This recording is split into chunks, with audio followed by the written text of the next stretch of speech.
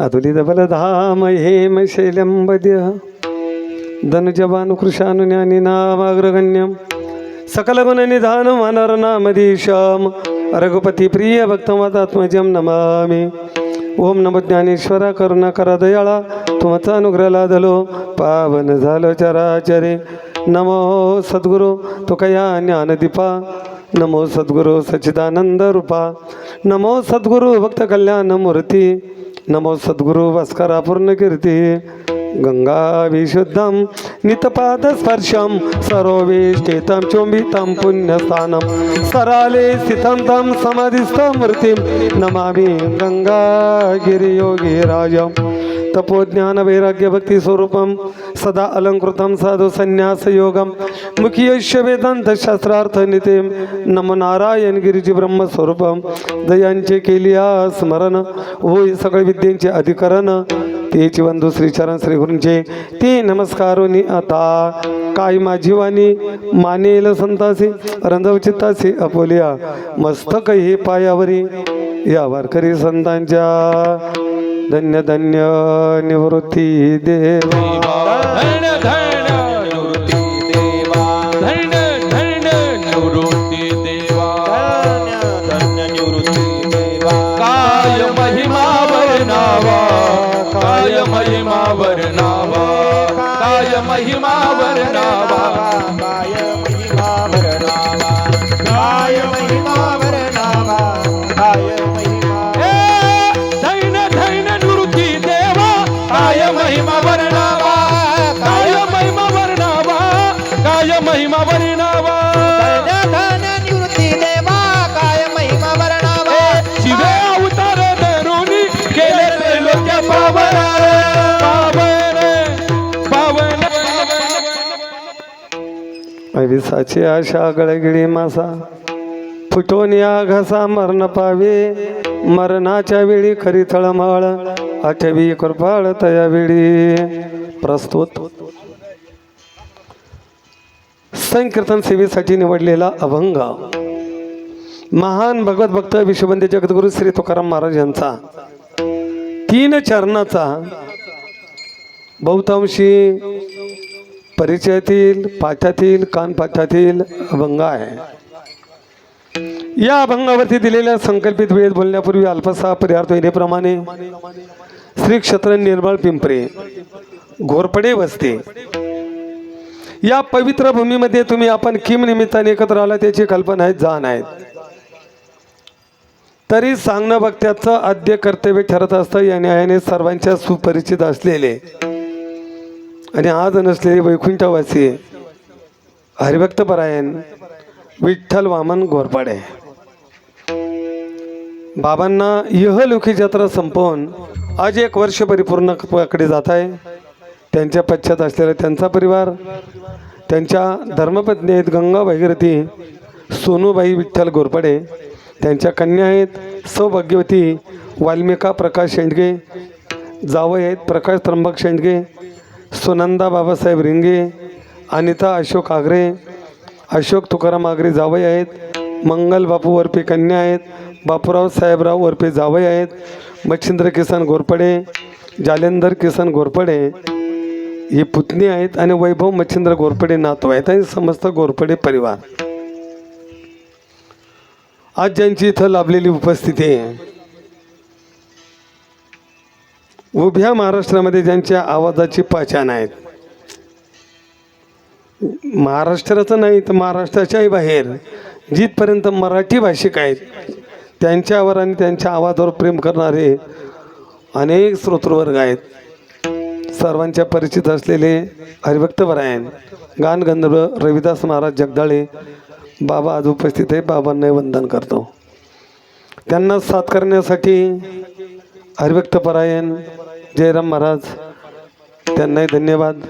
मृदुंगाचार्य हरिभक्त परायण लक्ष्मण महाराज आणि हा आमचा येण्याचा योग ज्यांच्यामुळे आला आमचे अतिशय जीवलग मित्र परममित्र हरिभक्त परायण मनोज दादा वाघ त्यांच्या माध्यमातून हा आलेला योग आहेत. आणि त्या निमित्ताने आता उपस्थित भजनी मंडळ निर्मळ पिंपरी आडगाव आहे का काही आडगाव आता खडके बाकी आता बरेच चेहरे परिचय आहेत. कारण हे गावात सगळे बेट्याचे असल्या कारणाने परिचित चेहरे आहे. पण आता बरेच दिवस झाले यायला इकडे, त्यामुळे आता एवढं लक्ष देणार नाही. सगळ्यांबद्दल आदर आहेत, सगळ्यांना वंदन करतो. संशिष्टी कनशी पाटील त्यांनाही धन्यवाद देतो. आपणही माझ्या समोर ईश्वर तुल्ला त्यांना धन्यवाद देतो. आमच्यासोबत आलेले हरिभक्तपरायण संजय भाऊ राऊत त्यांनाही धन्यवाद देतो. आणि दिलेल्या वेळेत बोलण्याचा प्रयत्न करतो. विठाला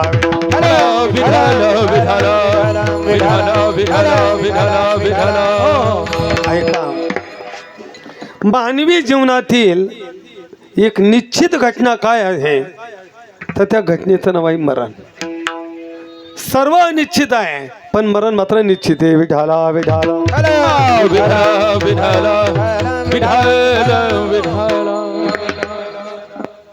काही गोष्टी माना न माना हा स्वतंत्र विषय आहे. पण आस्तिक असो वा नास्तिक असो, मरण मात्र मानावं लागेल. असं कोणी आहेत की मी मरण मानत नाही. बरं, आपल्या मान्यावरती काय मानलं तरी आहे आणि नाही मानलं तरी आहे. मृत्यू निश्चित आहे. म्हणून मृत्यूच्या ठिकाणी वर्णभेद नाही, मृत्यूच्या ठिकाणी लिंगभेद नाही, मृत्यूच्या ठिकाणी देशभेद नाही, मृत्यूच्या ठिकाणी कालभेद नाही, मृत्यूच्या ठिकाणी वस्तुभेद नाही. उदाहरणार्थ 4 वर्ण आहेत: ब्राह्मण, क्षत्रिय, वैश्य, शूद्र. असं कधी ऐकलंय महाराज? क्षत्रिय गेल्यानं ब्राह्मण राहिला, अरे ब्राह्मण गेल्यानं वैश्य राहिला? अजिबात नाही. मृत्यूच्या ठिकाणी वर्णभेद नाही, वर्णभेद आपल्याकडे, मृत्यूकडे नाही. मग लिंगभेद आहेत का? लिंगभेद नाही. स्त्री पुरुष आणि नपुसक हाही भेद नाही, तिन्हीच्या ठिकाणी मृत्यू आहेत. बरं, देशभेद आहेत का? मला सांगा. अमेरिका प्रगतशील देश आहेत, मग भारतामध्ये माणसं मरतात आणि अमेरिकेत मरत नाहीत का? अमेरिकेतही मरतात, युक्रेनमध्ये मरत नाही का? जपानमध्ये मरत नाही का? म्हणजे याही देशात मरतात आणि त्याही देशामध्ये मरतात. म्हणजे मृत्यूच्या ठिकाणी देशभेद नाही आहे. मग कालभेद आहेत का? कालभेद पण नाही ना. 3 काल आहे: भूतकाळ, भविष्यकाळ, वर्तमान काळ. भूतकाळामध्ये माणसं गेली, वर्तमान काळात चालली आणि जितके आहे हे भविष्य काळात जाणार आहे. म्हणजे कालभेद सुद्धा नाही. म्हणून नाथ महाराज एक ओवी देतात: मृत्यू न म्हणे पहाट, मृत्यू न म्हणे हाट, मृत्यू न म्हणे घाट. मृत्यू म्हणत नाही ही पहाटची वेळ आहे, यांना कसं न्यावं. मृत्यू पहाटी येतो. मृत्यू म्हणत नाही हा पिंपरीच्या बाजारला आला, याला पिशव्या तरी घरी ठेवू दे, म्हणतो का? मृत्यू बाजारात सुद्धा येते. मृत्यू म्हणत नाही याची गाडी वेळाच्या घाटामध्ये निदान घाट तरी पास करू दे. मृत्यू न म्हणे घाट. अर्थात मृत्यूच्या ठिकाणी कुठलाही भेद संभवत नाही. विठाला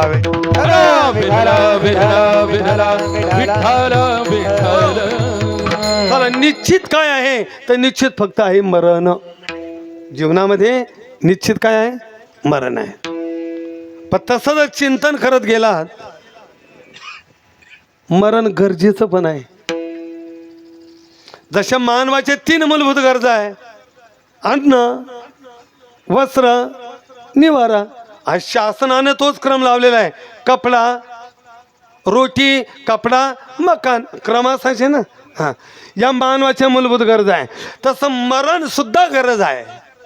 तुम्ही म्हणाल कसं? हो, मरण गरज आहे. मला एक सांगा, आतापर्यंत निर्मळ पिंपरीमध्ये किती माणसं मेली हो?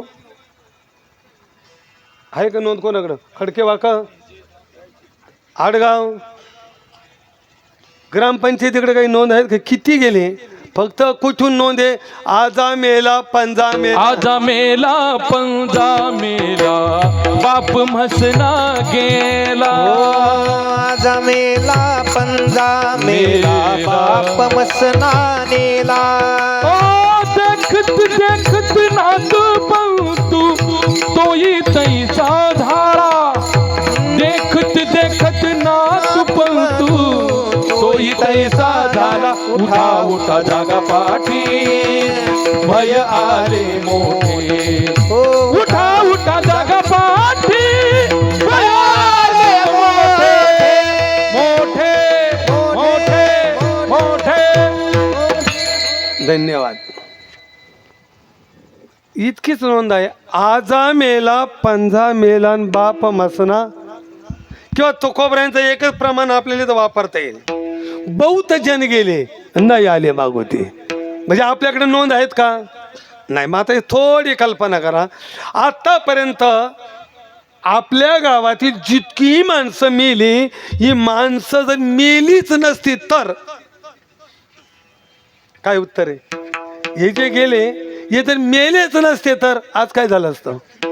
म्हणजे सामाजिक दृष्टीने विचार केला तर मरणाची काय आहे? गरज आहे. सामाजिक दृष्टीने मरणाची गरज आहे.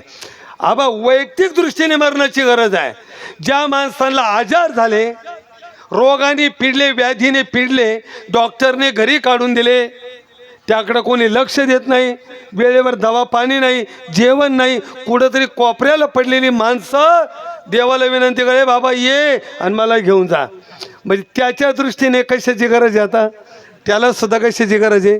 मरणाची. म्हणजे वैयक्तिक दृष्टीने विचार केला तरी सुद्धा गरज कशाची आहे? मरणाची आहे. आता तिसरा मुद्दा आहे, आध्यात्मिक दृष्टीने विचार केला तरी मरणाची गरज आहे. ज्ञानोबराय म्हणतात, जैसे जीर्ण वस्त्र सांजीजी, नूतन वस्त्र वेडीजे.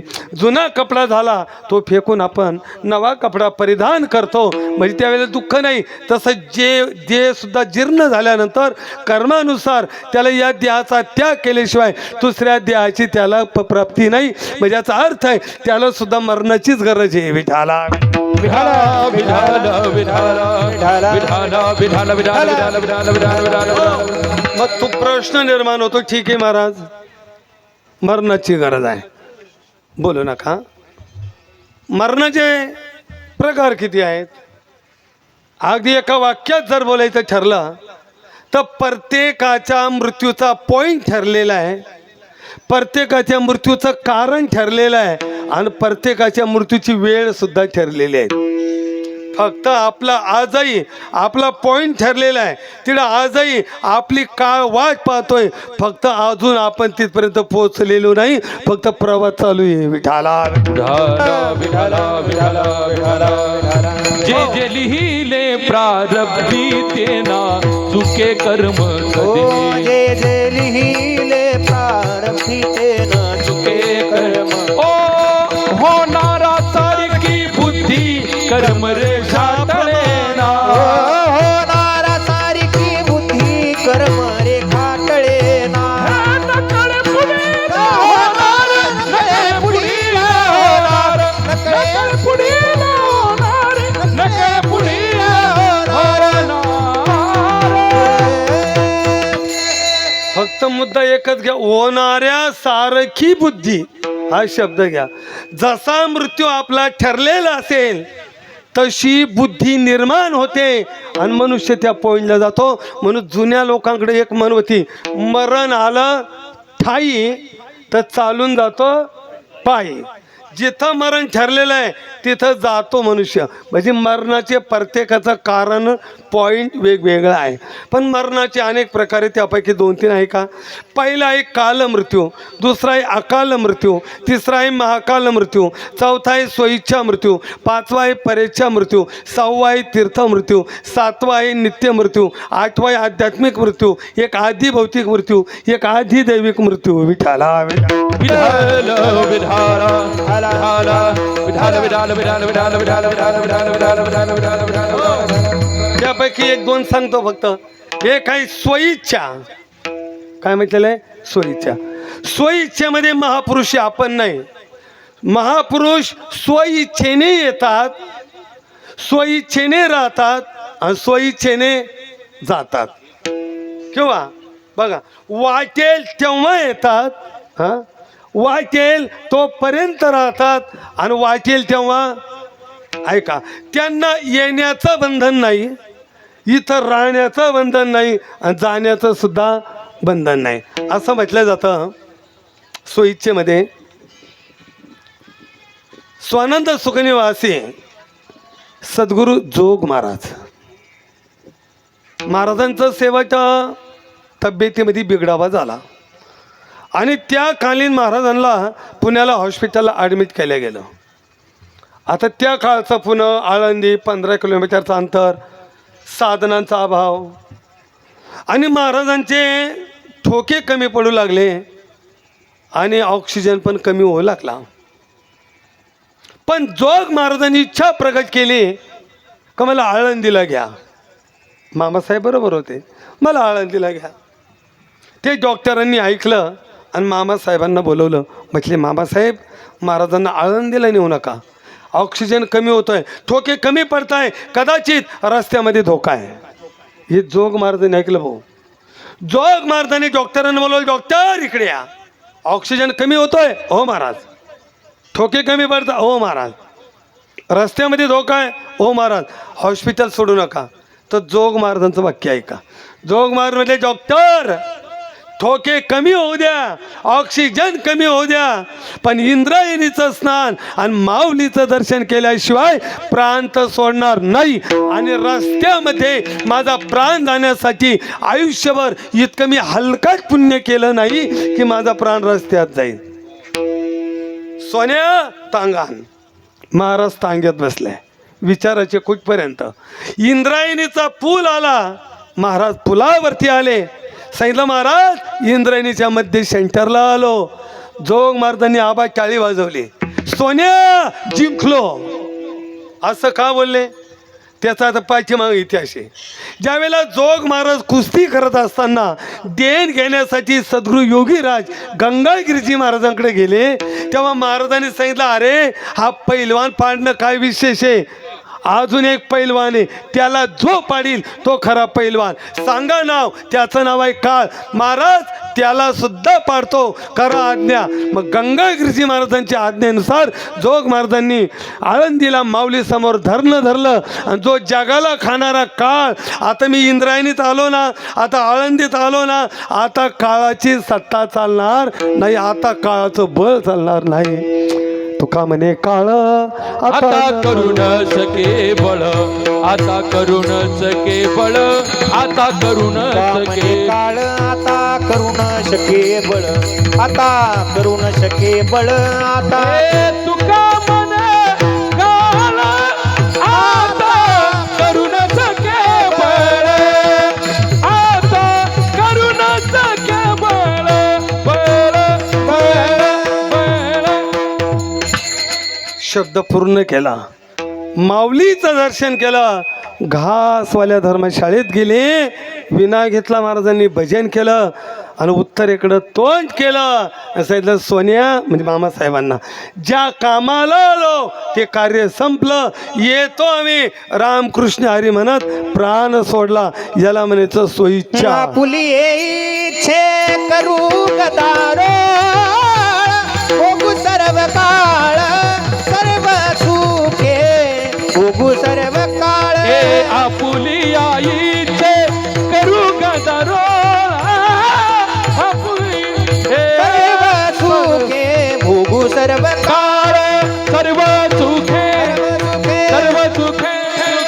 बस सोयीच्छे म्हणजे संत महापुरुष आहे. आपल्याला जशी बंधन आहेत तशी त्यांना बंधन नाही. येण्याचंही नाही, राहण्याचं नाही, जाण्याचं नाही. ते म्हणजे सोयीच्छा. मग आता याप्रमाणे सगळे संत महापुरुषांचं घ्या तुम्ही. विठाला विठाला विठाला विठाला विठाला विठाला. दुसरा आहे परेच्छा. आपली इच्छा नाही मरण्याची, पण दुसऱ्याच्या इच्छेनं आलेलं मरण, त्याला म्हणायचं परेच्छा. एका माणसाने फक्त दृष्टांत ऐका बरं का.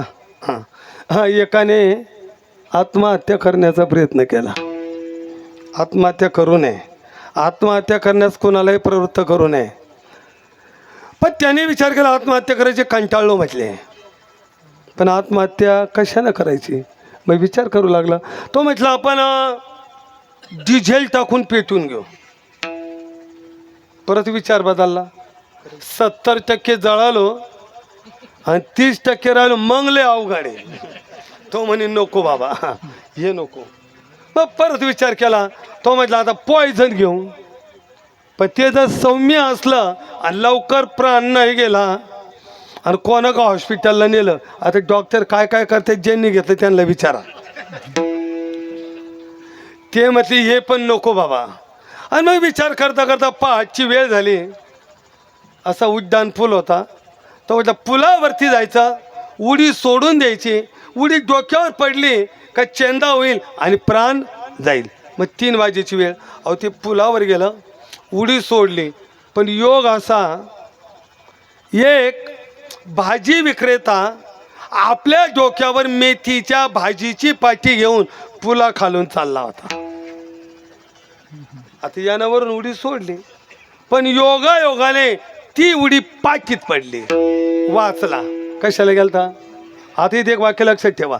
ज्याचं आयुष्य संपलं त्याला राहता येत नाही बरं का, आणि ज्याचं आयुष्य उरलं त्याला जाता येत नाही. म्हणजे मरायचं सुद्धा आपल्या हातात नाही. विठाला विठाला विठ्ठल विठ्ठल विठ्ठल. अहो गेलं वाचलं बाबा ते. आता पण पुढं ऐकायचं बाकी आहे ना. हा वाचला, हा, पण ज्याच्या डोक्यात उडी पडली तो जागेवर गेला. मग मी असा विचारतो, माझ्याकडे लक्ष द्या. आता मरण्याची इच्छा याची होती का त्याची? याची होती, पण याच्या इच्छेने त्याचा आलेलं मरण याला परीक्षा म्हणा. विठाला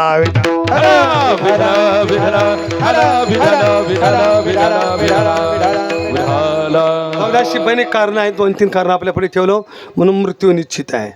मग मृत्यूचे जशी प्रकार वेगळे आहेत तसे मृत्यूला कारण सुद्धा वेगळे आहेत.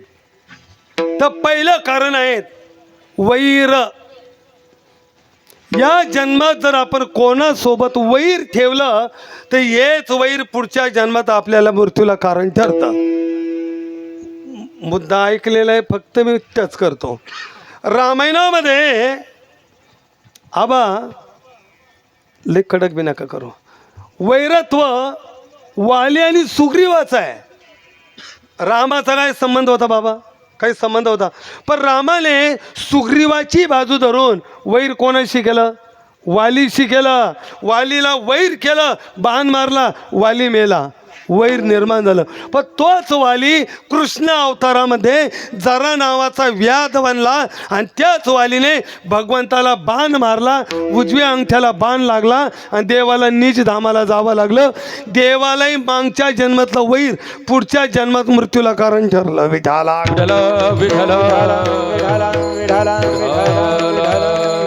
ऋण वैर हाच्या येतो न चुकेरे ने दिता, हे तो न चुकेरे न दिता, हे तोरे न चुकेने दिता. ऋण वैर हाता हे तो न सुटेरे दिता, हे तो न सुटेरे दिता, हे तो न चुकेरे ने दिता, ने दिता, ने दिता, ने दिता.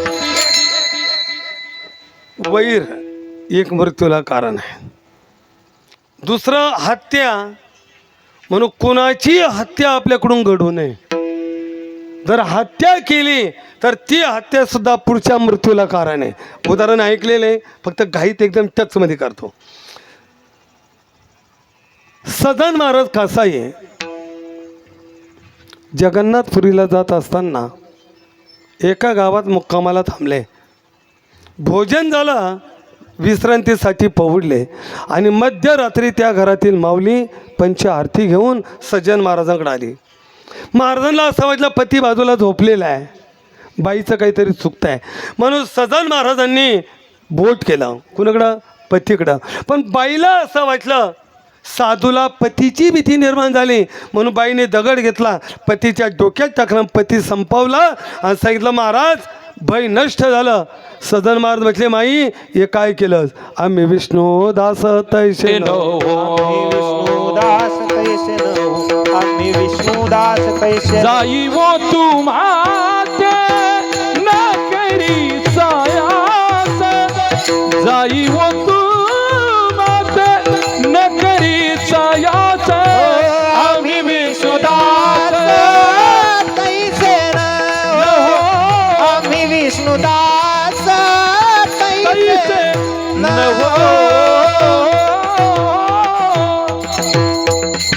आम्ही विष्णुदास तैसे न हो. मग तैसे न हो तर कैसे आहो?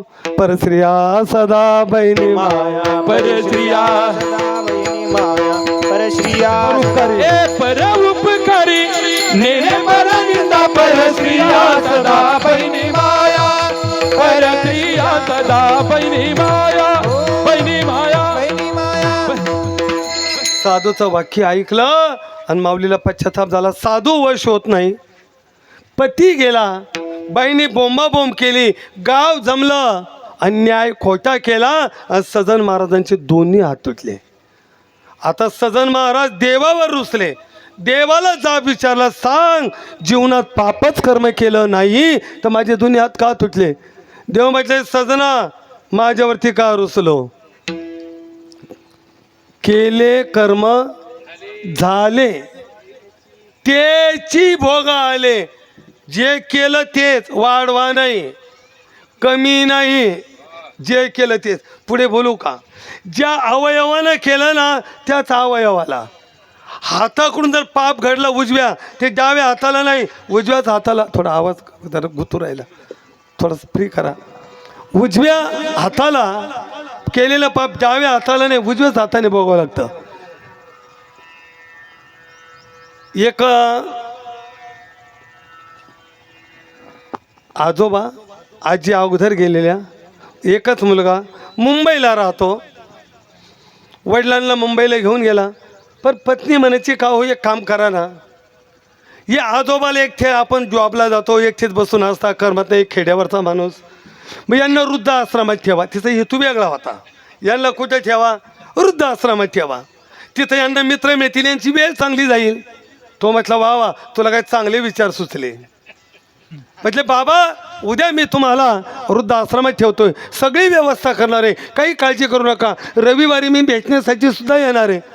ते वडील म्हटले, बाळा मला विष देऊन मार, पण वृद्ध आश्रमात काही ठेवू नको. नाही म्हटले बाबा.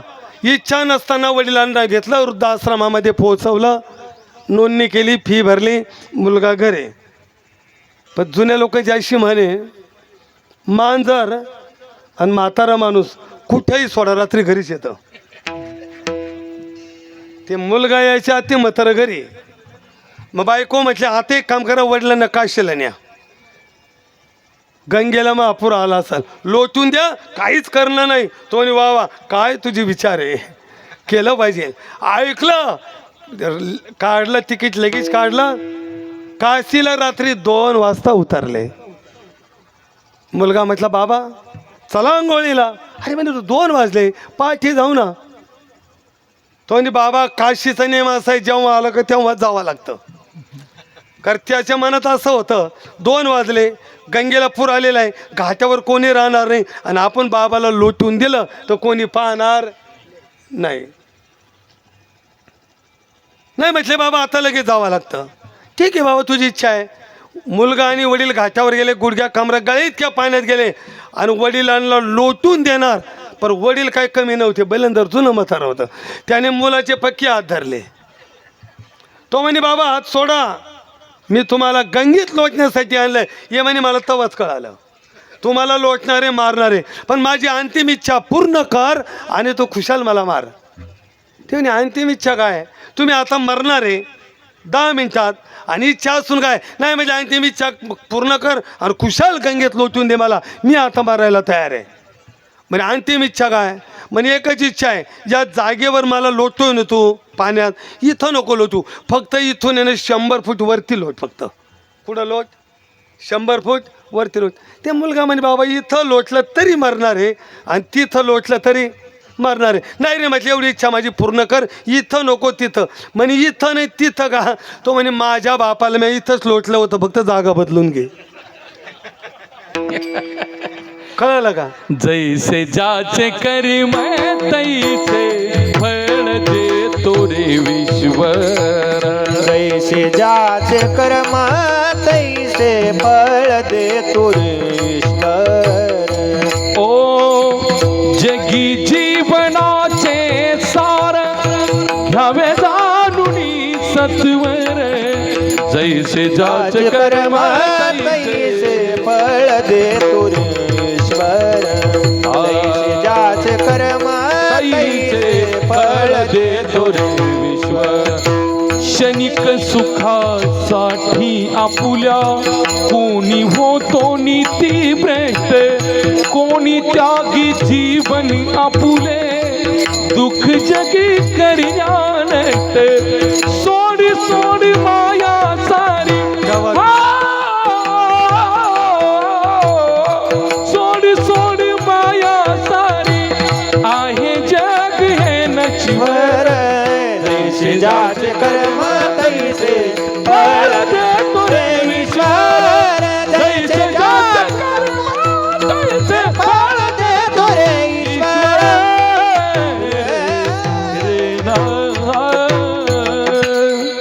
धन्यवाद. पर तुमच्याही बाजूने बोलून घेतो. ज्याचे जैसे कर्म तैसे फळ देतो रे. म्हणून ऐका, जगत हे कोर्ट आहे, यातला परमात्मा न्यायाधीश आहे आणि आपण कोण आहोत? आरोपी आहोत. आज संत कोण आहेत? वकील आहेत. मग न्यायाधीश जसा न्याय करतो ना, तो वशिलेने नाही करीत.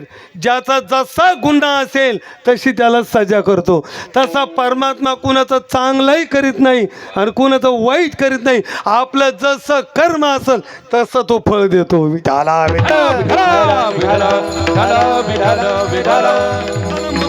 केले कर्म झाले आणि त्याची भोगाले. हाताने हात का तुटले विचारलं. म्हटले ऐक सजना, मागच्या जन्मामध्ये तो एक पंडित आणि विद्वान होता.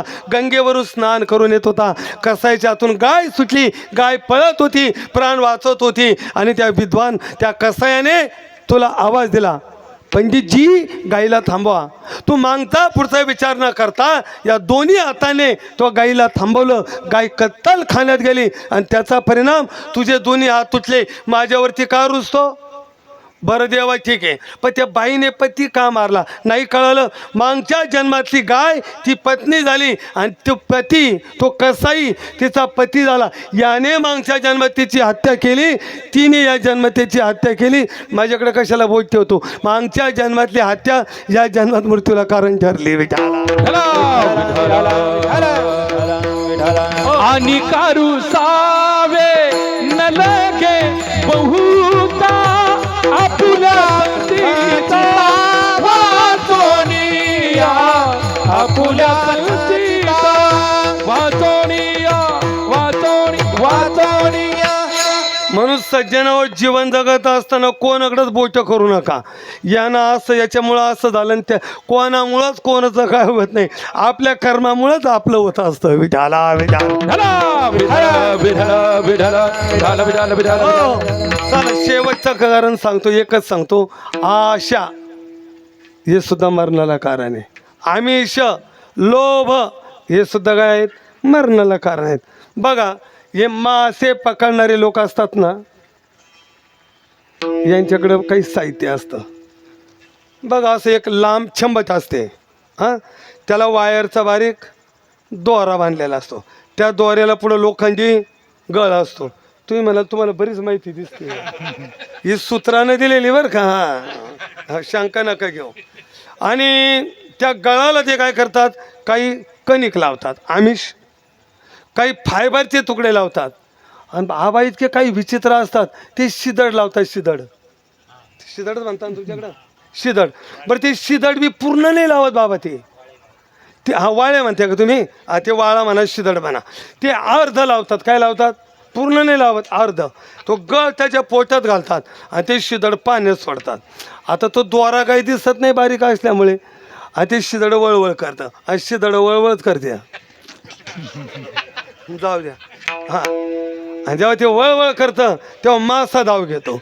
आणि जेव्हा मासा धाव घेतो तेव्हा तो शिदड माशाशी संवाद करतो. मताओ मेरे लिए, मैं आधा हुआ तेरे लिए. अरे येऊ नको, मी अर्धा तुझ्यासाठी झालो. जब तो आएगा मेरे लिए, ऊपर बैठा आहे तेरे लिए. येऊ नको, तू जर माझ्यासाठी आला तर वरती तुझ्यासाठी बसलेला आहे. पण शिदड कोणाचं ऐकत नाही.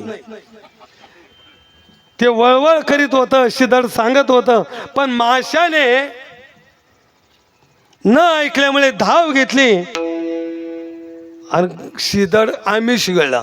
ते आमिष नाही, त्या आमिषाच्या पोटात गळ आहे का. त्या आमिषाच्या निमित्ताने गळ घशात जातो, घसा फुटतो आणि मरण ओढवतं. अभिषाची आसे गळगिळी माता, हो अभिषाची आसे गळगिळी माता. गणगिरी माता, अविचाचा आचे गणगिरी माता.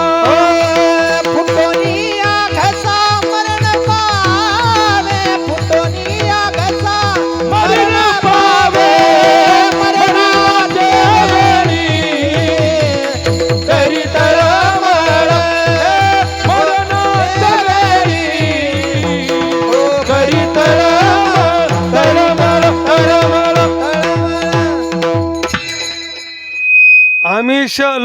हे एक मरणाला कारण आहे. तुका म्हणे आशा घेतला शे प्राण. कोणी घेतला आशेनं? आता हे संत महापुरुषांची तो आम्हाला पटवण्याची समजावण्याची एक रीत आहे. व्यवहारातील दृष्टांत माशाचा दिला. जी स्थिती माशाची झाली ती स्थिती जीवाची झाली. या आशेवरती धावला आणि आयुष्य संपत चाललं, पण त्याच्या लक्षात आलं नाही. म्हणून तर सर्व सुखाची आशा. जन्म गेला, मृत्यू जवळ आला, पण तरी आमच्या ध्यानात नाही. म्हणून बऱ्याच अशा काही गोष्टी त्या आपल्याला सांगून जातात, पण आम्ही बेसावध आहे. आता मी एखाद्या आजोबाला विचारलं, आजोबा खांबाला पाठ का लावली? उत्तर काय येईल? कंबर गेलं. भाऊ बरोबर आहे, कंबर असं म्हणजे कंबर गेलं. मला काठी घेतली, गुडघे गेले. चष्मा लावला, डोळे गेले. मला सुपारी खाता का बाबा? सुपारी खातं का बरं? दात गेले म्हणतो ना आपण. हां, म्हणून महाराज म्हटले हे सूचना आहे. एक एक पार्ट, एक एक संगती, एक एक सोबती आपल्याला सोडून चालले, इशारा देत आहे. तरी आम्ही निश्चिंती महाराज म्हटले, चालिले सोबती तरी काय मानाले निश्चिंती. मानिले निश्चिंते तरी काय मानिले सोबती तरी काय मानिले निश्चिंते. तरी काय मानिले निश्चिंती तरी काय मानिले. तारी निश्चिंती तरी काय मानिले निश्चिंते. तरी काय मानिले निश्चिंते. तरी काय मानिले निश्चिंती. ओ सावध होई बापा, काळ लागला बाप. सावध होई बापा, काळ मागला बापा. प्रपंची गुंतू नको, पाहे बुडतच बापा.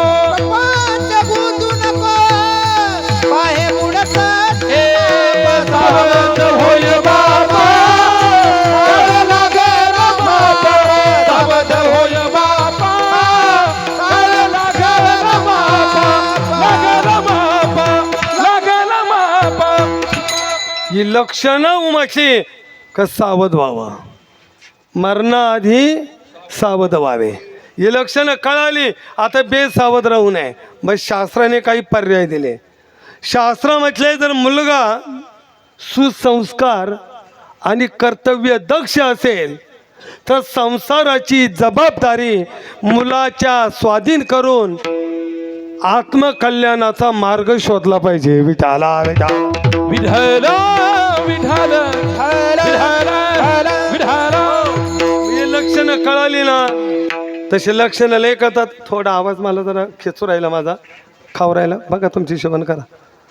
विठाला विठाला विठाल.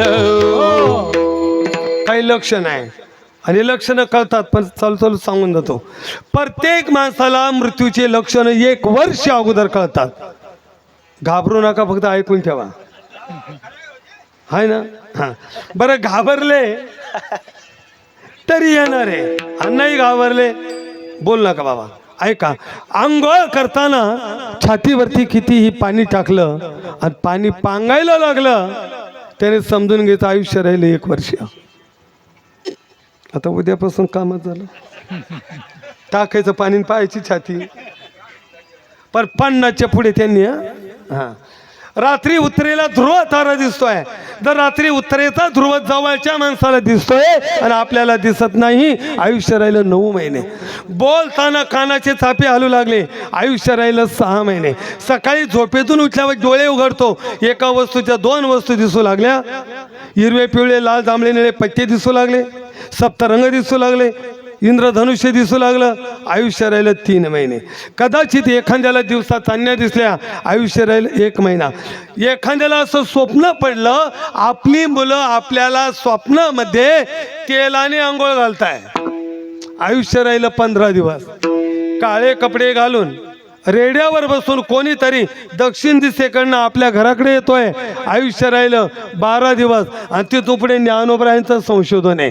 ज्ञानोबराय म्हणतात, कानात बोटं घाला, दोन्ही छिद्रे बंद करा, एक चिनचिन आवाज येतो. तो आवाज बंद झाला, आयुष्य राहिलं 9 दिवस.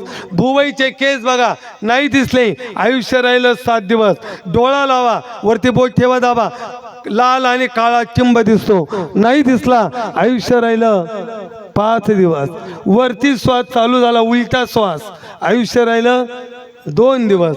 आणि ज्या दिवशी आपल्या नाकाचा शेंडा आपल्याला दिसणार नाही, तो आपला शेवटचा दिवस. मनाते दीनी रामकृष्ण, मनाते दीनी रामकृष्ण, मनातेची दिनी रामकृष्ण, मनातेची दिनी रामकृष्ण.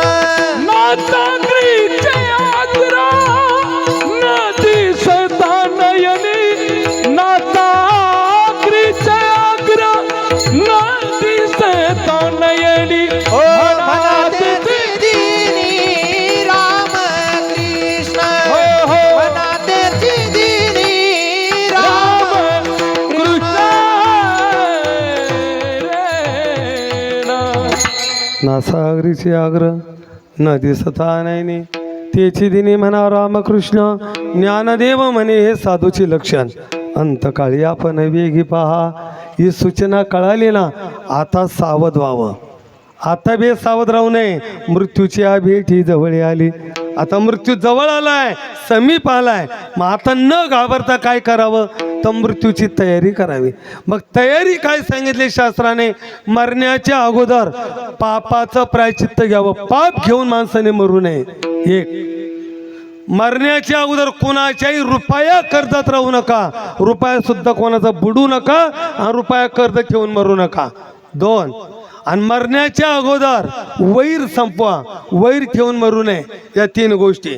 मग आता ही जी लक्षणं कळाली, आता मुलासाठी महत्वाची बाजू आहे. मग मुलाने काय करावं, मग मुलाचं 2 बाजूने आबा कर्तव्य दिला. जिवंत असताना मुलाचं कर्तव्य, आणि मृत्यूच्या वेळेचं कर्तव्य, आणि मृत्यूनंतरचं कर्तव्य. मग काय पहिलं कर्तव्य काय, आई वडील जिवंत आहे तोपर्यंत आई वडिलांना वेळ दिली पाहिजे, आणि वेळेवर दिली पाहिजे. कळलं संदर्भात, जिवंत असताना वेळ दिली पाहिजे आणि वेळेवर दिली पाहिजे. कल्पना करा, वडील खेड्यावर आहे, मुलगा मुंबईला आहे, मळ्यात राहतात, चालता येत नाही, बीपीचा आजार आहे, गोळ्या संपल्या, पैसे जवळ नाही, मेडिकल जवळ नाही. मग वडिलांनी फोन केला मुलाला, बाळा माझ्या गोळ्या संपल्या रे, त्रास होतोय, येतोस का आज. बाबा जॉबवरून सुटलो का लगेच निघतो, आशा लागली आज मुलगा येणार आहे. परत सायंकाळी फोन केला, बाळा निघालास का. बाबा उशीर झाला, उद्या सकाळी लवकर निघतो. सकाळी वडिलांनी फोन केला, निघालाच का. बाबा येणार होतो पण कंपनीची अर्जंट मीटिंग लागली, आज शक्य नाही, उद्या येतो. 3ऱ्या दिवशी कॉल केला, 3 दिवस झाले बीपीच्या गोळ्या नाही, बीपी वाढतोय, त्रास होतोय, बाळा मला त्रास होतोय. बाबा आज निघणार आहे पण बंटीचं ॲडमिशन करतो, लगेच निघतो. 3 दिवस गेले. 4थ्या दिवशी मुलगा वडिलांसाठी खाण्यापिण्याचे पदार्थ गोळ्या घेतल्या निघाला. अर्ध्या रस्त्यात आला आणि गावकऱ्यांनी कॉल केला, बाळासाहेब कुठपर्यंत आलात. म्हटले नाशिकपर्यंत, लवकर या. बाबा गेले. आता वडील गेले ना वडील. आता किती दिवस बसणार आहे तू. 13 दिवस. किती वेळ जाणार आहे बोला, किती दिवस वेळ जाणार आहे. 13 दिवस वेळ जाणार आहे. मेल्यानंतर 13 दिवस दिल्यापेक्षा जिवंतपणी जर 13 तास दिले असते तर वडील वाचले असते. विठाला विठ्ठल विठ्ठल विठ्ठल विठ्ठल विठ्ठल विठ्ठल विठ्ठल विठ्ठल. म्हणून वेळ दिली पाहिजे आणि वेळेवर दिली पाहिजे. विठाला विठाला विठाला विठ्ठल. धर्म काय मुलाचा दुसरा धर्म आहे. आई वडिलांचा अंतकाळ जवळ आला, किती महत्वाचं काम असेल त्याने बाजूला ठेवावं आणि अंतकाळ समय जवळ असावं. नाथ महाराज म्हणतात, पुरुषाशी पर्वकाळ जन्मता जोडे एक वेळ, का माता पित्याचा अंतकाळ, धर्माची वेळ अति पवित्र. इथं धर्माची वेळ आहे, पवित्र वेळ आहे. मग त्याने काय करावं त्या वेळेला? आई वडिलांची अंतिम इच्छा पूर्ण करावी. विठाला विठाला विठला विठला विठला. थोडं तुम्ही बदलून घेते का? हा, मला तेच वाचायला लागला. त्याने भरपूर प्रयत्न केले पण जरा सबसे बड़ी पूजा है माता पिता की सेवा हो, चाहे न पूजे मूर्ति, चाहे न तीरथ दूजा. श्री राम जय राम जय जय राम. श्री राम जय राम जय जय राम. श्री राम जय राम जय जय राम. श्री राम जय राम जय जय राम. रे राम.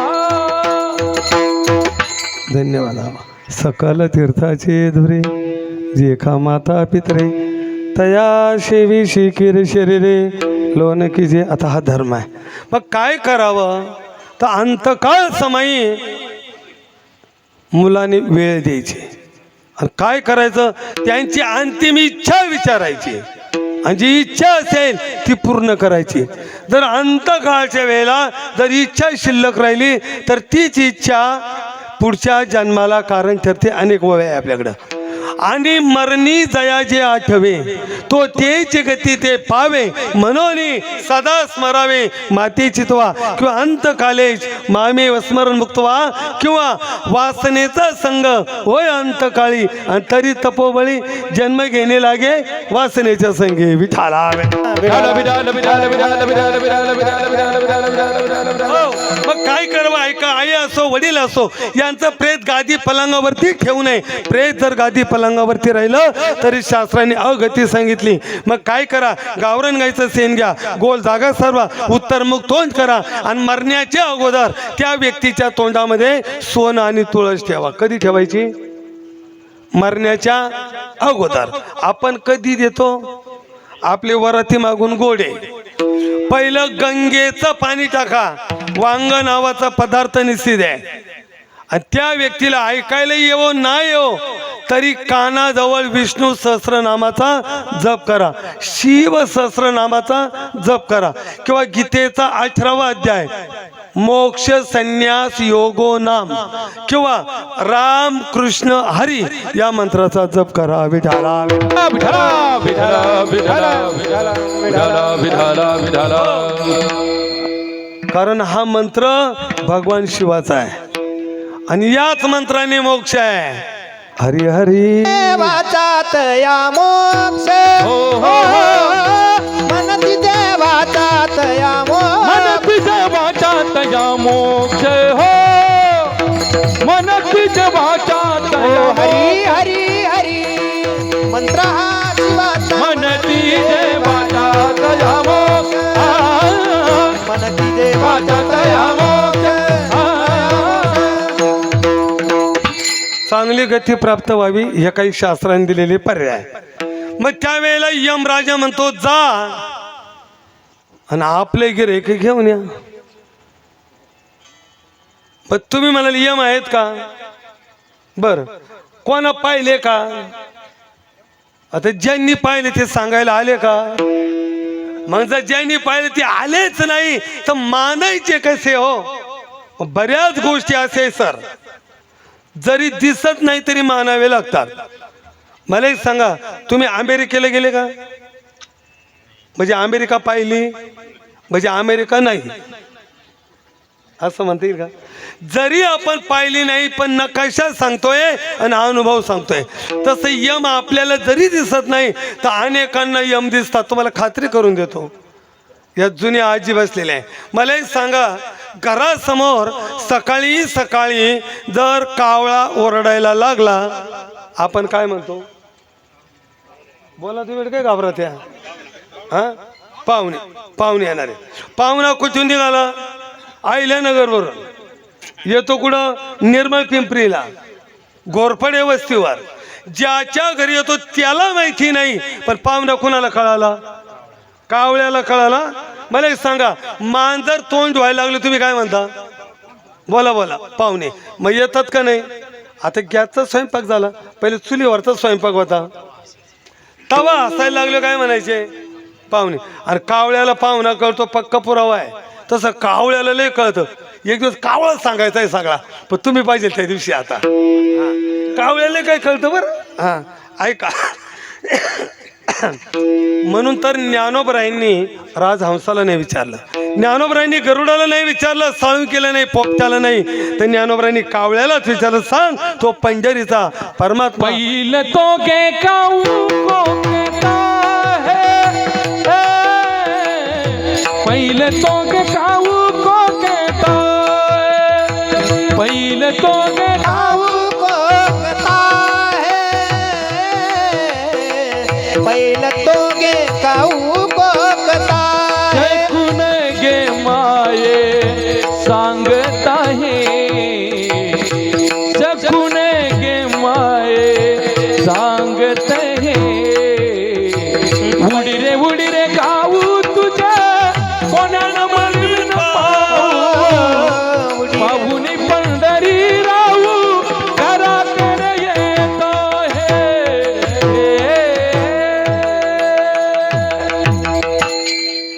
बरेचसे पाहुणे सोडून देत्या, फक्त मागचंच म्हणत्या पूरक.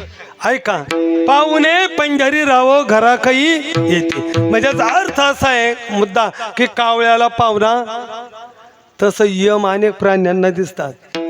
पहिली खात्री करून घ्यावं तुम्ही, पहिली यमाची चावली कुत्र्याला लागते, आणि तशी यम कुत्र्यालाच दिसतात.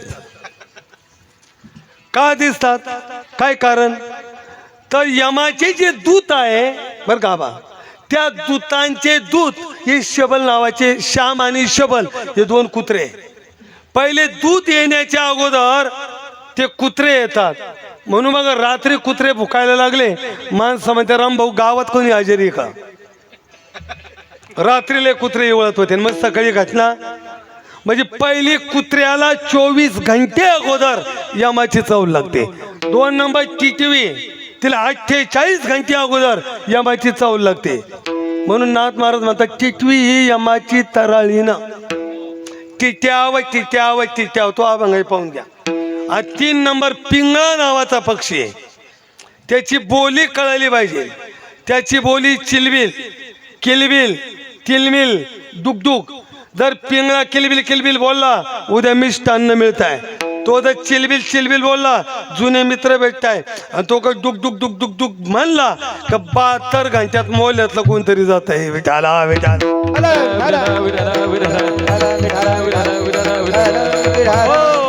मी आपल्याला नाही म्हणायचं, म्हणायचं भाऊची इच्छा आहे, म्हणा म्हणा म्हणा भाऊची पिंगला महाद्वारी बोल बोलो तो देखा, पिंगला महाद्वारी बोल बोलो तो देखा, पिंगला महाद्वारी बोल बोल तो देखा पिंगळा महाद्वारी, बोली बोली तो देखा पिंगळा महाद्वारी. पहिल्या आळीला तुम्ही सावध व्हावे, पहिल्या आळीला तुम्ही सावध, पहिल्या आळीला तुम्ही सावध व्हारे, पहिल्या आळीला. पाटील बुवाला मग लावून करे पाटील बुहाला, मग लावून जमे पाटील बुवाला तुम्ही जाऊन सवे, पाटील बुवाला. चिठ्ठी येईल बा, मग पडेल धावे, मग पडेल धावे. पिंगळा महाद्वारी बोली बोलत देखा, पिंगळा महाद्वारी बोली बोलत देखा, पिंगळा महाद्वारी बोल बोल तो देखा पिंगळा महाद्वारी बोल बोलत देखा, पिंगळा महाद्वारी बोली बोलत देखा, पिंगळा महाद्वारी बोली बोलत देखा.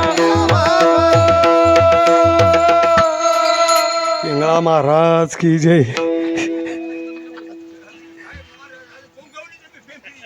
वा वा वा विठाला विठाला. विठ्ठल विठाला.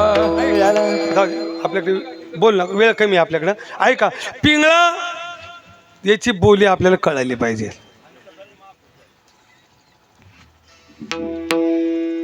पिंगळ्याला 72 घंटे अगोदर यमाची चावल लागते. आणि अजून तुम्हाला खात्री करायची असेल थोडं एखादी व्यक्ती जाण्याच्या अगोदर जा बरं का. बरेच म्हातारे म्हणतात बाबा ते 2 आले बघा, उभे राहिले बघा, मला ओढताय, मला खेचताय, सोडा मला, असं म्हणतात बघा. का तर मारणाऱ्याला सुद्धा यम दिसतात.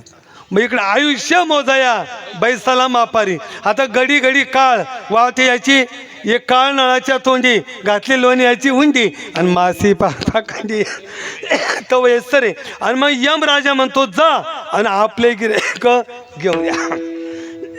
यम सांगे दुता नाही, तुम्ही जावे मृत्यू लोका, तुमचंच प्रमाण आहे. आपुला गिऱ्हाईक ती तुका आणि शोधूनी आणावा जा. मग पहिलं यमाचं गिऱ्हाईक आहे. जेना घाली ती तुळशी माळा, गोपी चंदन लावी ती टिळा, शरण नरिगती गोपाळा, त्या तांदळा नावे. जेन घाली ती तुळशी माळा, गोपी चंदन लावी ती टिळा, शरण नरी घाटी गोपाळा, त्या तांदळा नावे. जेना घाली ती तुळशी माळा, जेन घाली तुळशी माळा, गोपी चंदन लावी ती टिळा, गोपी चंदन लावी ती टिळा, शरण नरिगती गोपाळा, त्या तांदळा नावे. जेन घाली ती तुळशी माळा, गोपी चंदन लावी ती टिळा, चरण नरिगती गोपाळा, त्या तांदळा नावे. आणावे, आणावे, आणावे. हे पहिलं यमाचं गिऱ्हाईक आहे. जे न घालती तुळशी माळा, गोपी चंदन न लावी ती टिळा, शरण न रिक्ती गोपाळा, आणि तया चांडाळा धरून आणावे, आणो निघाला नरक कुंडी. पहिलं यमाचं गिऱ्हाईक. मग यम आला का पहिला फासा टाकतो. जशी एखादी वस्तू बांधताना आपण खात्री करतो तसं यम पहिली खात्री करतो, तेव्हा जीव गुचकी देतो. ताते आले लेट आले बरं का. हा गुचकी देतो तेव्हा आपण म्हणतो गुचकीवरती आला. आता फोन फिरवला काही अडचण नाही.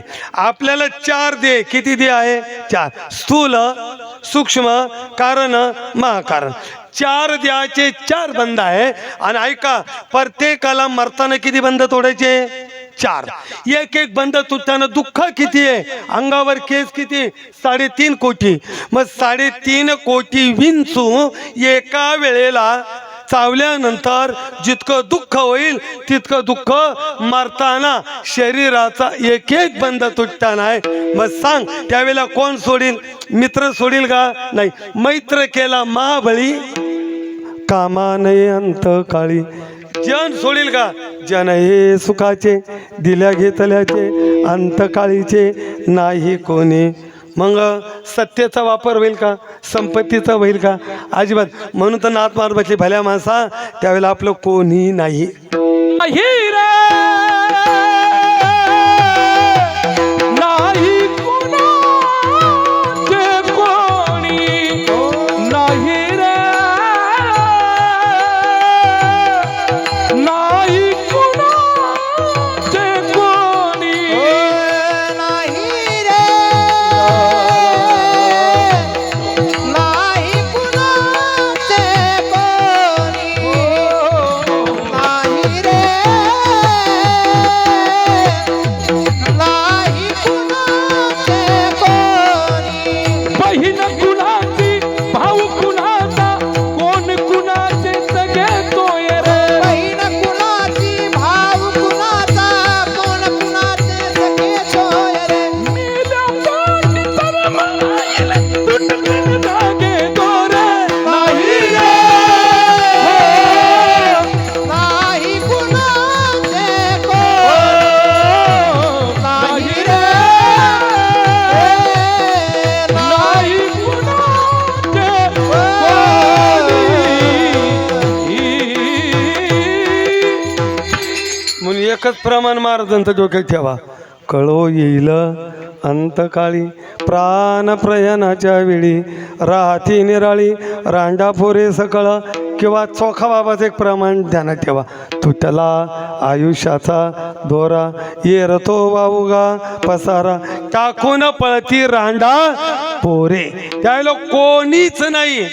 बरं पैशाचा महाराज म्हणाले कोट्यावधी रुपये जमवलेले असेल तेही तिकडे चालत नाही. मग तिकडे येणं बी एकल्याचंच आहे महाराज म्हटले आणि जायचं सुद्धा आहे. येणे एकलेवा जाणे ही शेवटी येथे राहण्याची नाही कल्पकोटी. होय कले हो जाणे ही शेवटी येथे राहण्याची नाही कल्पकोटी. जोडीले धनाचे नसेल लक्ष कोटी म्हणून आलिया कावळात बेटी. आता घालावं घाला पायावरी आता घालावं पायावरी आता घालावं घाला पायावरी आता घालावं पायावरी पायावरी पायावरी पायावरी. बस एकच प्रमाण. मग तेथे न चले काही सत्ता संपदा राहील ठाईच्या ठाई पुढे संचित जाईल गोई. तुका म्हणे तई यम आज्ञा. आता कुणाची आज्ञा झाली? यमाची. आणि जेव्हा यमाची आज्ञा होते आणि यम जेव्हा कुडीतून प्राण काढतो तेव्हा जीव कासावीस होतो. नाही त्या यमाशी करुणा बाहेर काढिता कुडी प्राणा. कुडीतून प्राण काढतो तेव्हा जीव तळमळ करतो. कशा पद्धतीने?